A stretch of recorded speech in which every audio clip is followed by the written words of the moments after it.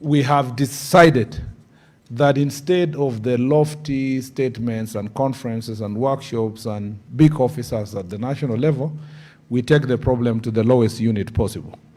And I have told the chiefs and the OCSs that wherever there is no alcohol or drugs that are sold in Kenya without the support and the knowledge of the chief and the OCS. This rest of the stories about the IG, the minister, the CEO, and so forth, it ends at the very lowest unit, the chief and the OCS. And when I say that, the chiefs also said, it is true that we try to do some enforcement work, but if you don't get the support of the OCS, there's nowhere you can go. So finally, it's actually us within the National Police Service. Enforcement is the most important thing at the lowest unit. And I'm happy that in some of the places, in many of the places we have visited, when we went to Coast, when we went to Northeastern, when we went to North Rift, there has been a renewed passion among the chiefs and the OCSs in different parts of the country who are carrying out serious enforcement. Only yesterday, the day before yesterday, a chief from Kerio Valley Sub-County in Mokora location, and the chiefs and the police officers went uprooting cannabis sativa that is planted along Kerio Valley, along River Kerio, because that area had been controlled by bandits for a long period of time. So what they used to do is to control the place and then plant cannabis sativa. And you cannot imagine, trucks, the amount of bang that was uprooted can fit into a number of lorries, planted, growing, very beautiful. Yeah, and I cannot believe that it was planted for purpose of only local consumption. And I have asked the relevant institutions to work on it. There must be persons who are buying and supplying it in urban areas like Kapsawar, Iten, Eldoret, Kapsabet. So the notion that we always have that the drugs that we have are transited from other countries, especially cannabis sativa, may actually be debunked if we look at these areas where insecurity is very high. Inside there, they are planting these, and I dare say that it includes my ward in Embobut, because of those insecurity areas, again, they plant those, and I saw my chief also again from Embobut with the police officers trying to uproot the same plants. And if you want to know that they take it, is extremely important to these criminals. As soon as the chief did that in Mokora location, they went to our farm and slashed all our mangoes that she had planted over a long period of time. And I've told the chief to continue. We will see how to support her, to compensate the suffering they are going through. But we must continue this exercise. And we'll only achieve it if the lowest unit is motivated and ready to do the job, and they receive the highest support from the national level. Sadly, we also have collaboration from the police officer, from some chiefs, from government officials. And that was the case in Kitale. When we went to Kitale 2 days ago, we established that there is a lot of incestuous relationship between government officials and these drug cartels. So we have to work. We are going to sack people. We have started sacking them, and they will go to court. Any chief, any police officer, any OCS whose jurisdiction is a drug haven will be dealt with according to the law. They will not be transferred. They will be removed from service. Those who are committing these acts will also be prosecuted accordingly. Drugs are more prevalent around colleges and universities. So areas that have, we have colleges and universities will now be our areas of focus, and we must work together to make sure that we deal with towns like, as I said, towns like all the county headquarters. If you go to Kitale, for example, they may not have a university, but they have Kitale Polytechnic with 16,000 students, you know, and then other colleges around there. Eldoret is an area of new target because of the enhanced number of students there. Kisumu, of course, Nairobi, Mombasa, and other towns become, they are targeted, especially because young people around there. And this is something we must do together for the sake of our children and for the sake of our future. Secondly, on community engagement and administration, our administrative structures are the bedrock of our government. Our national government administration officers work closely with the people and understand the local dynamics of substance abuse.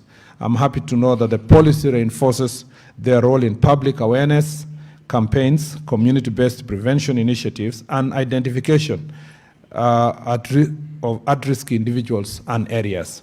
We will empower our administrators with the necessary training and resources to lead community dialogue, establish local multi-sectoral committees, and engage stakeholders in implementation of various interventions in the community.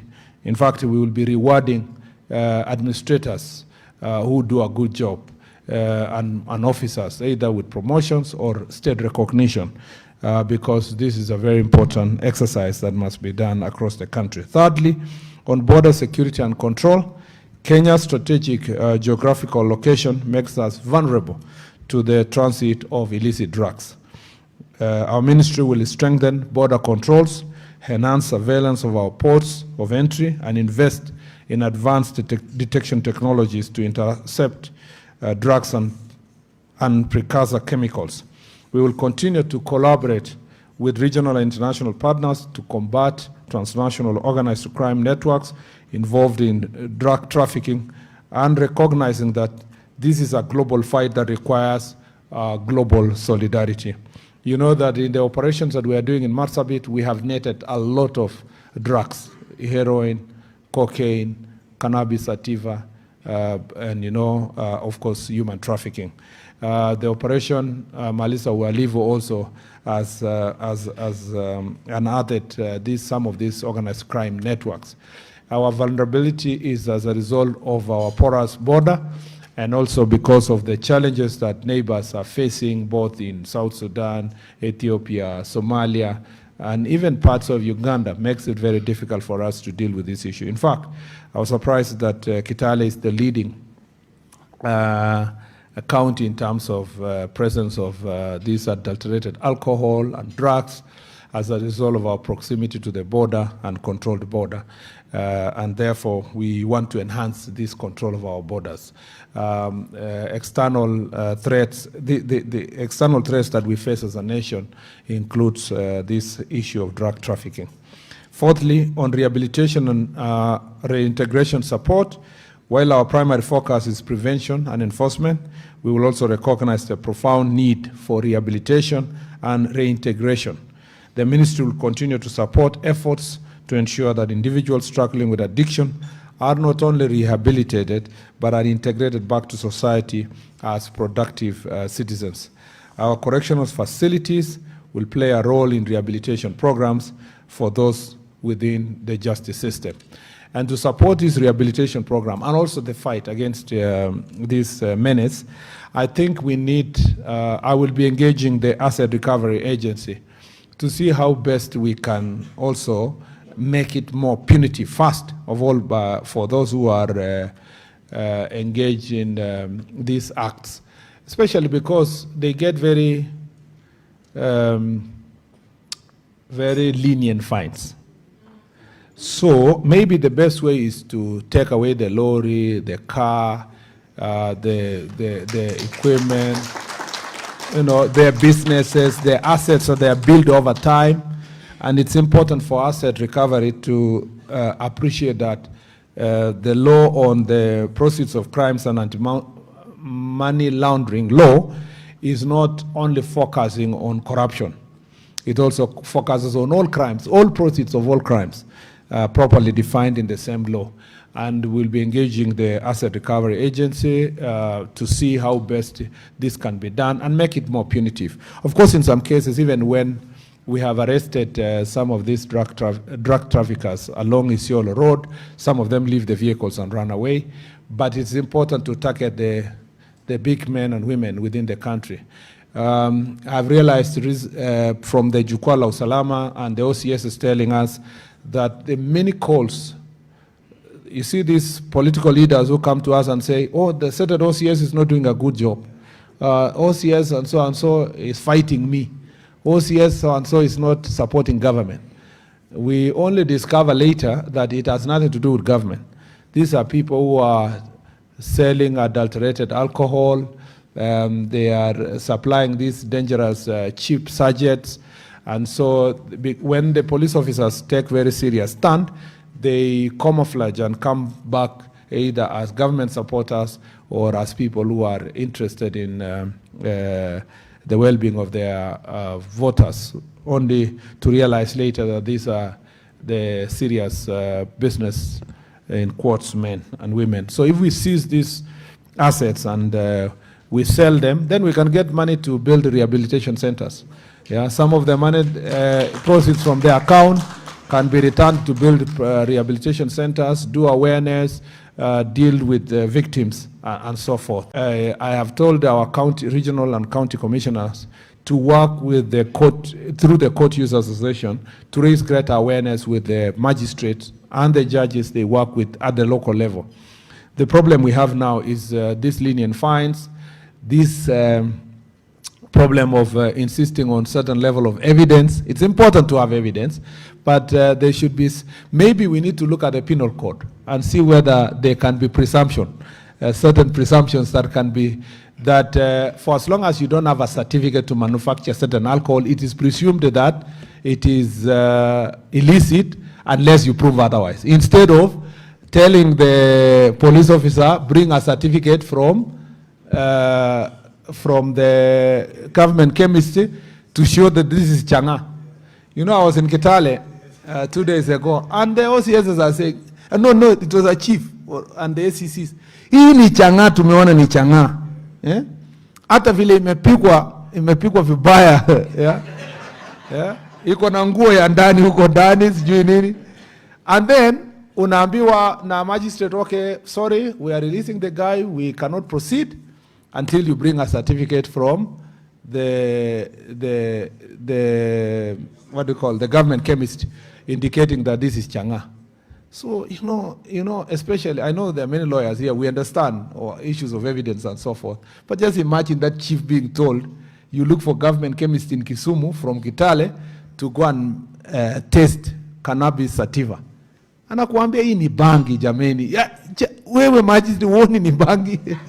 So we have to find other ways of ensuring that this is we achieve the level of enforcement that we want, and the judiciary is very important.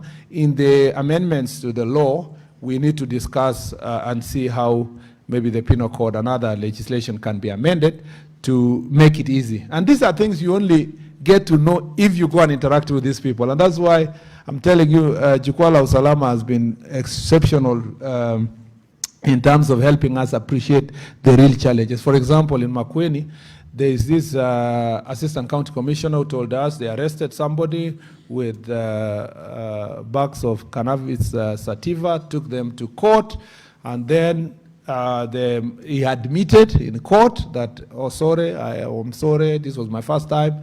Then he was sentenced to community service, and then released to come and do some community work around where the compound of the assistant county commissioner. So wananchi are passing and they say, "Sini ule jamaa ndi ule wa bangi. Kwani county anapigia chakula county commissioner?" So people cannot understand, and some of them come back, you know. In fact, I was told in Baringo that some are arrested and then they are fined 1 million shillings, and they can afford to pay 1 million and come back. So it means it must be very lucrative business. You find 1 million, they come back, they continue. So the only deterrent factor here is to seize their assets and to perhaps make sure that we close their accounts. Then people will start feeling that this thing is very serious. And I think that's where we should go, Bwana CEO, and help us, we work together. I have said too many things, and I'm the one who was saying I'm in a hurry.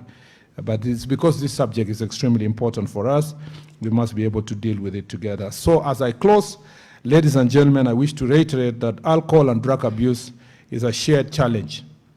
The implementation of this policy is therefore a shared responsibility. It calls for synergy among all stakeholders, national government, county government, civil society, faith-based organization, the private sector, and indeed every Kenyan. We must forge a united front driven by a common purpose to protect our children, empower our youth, and restore the dignity and potential of those ensnared by addiction.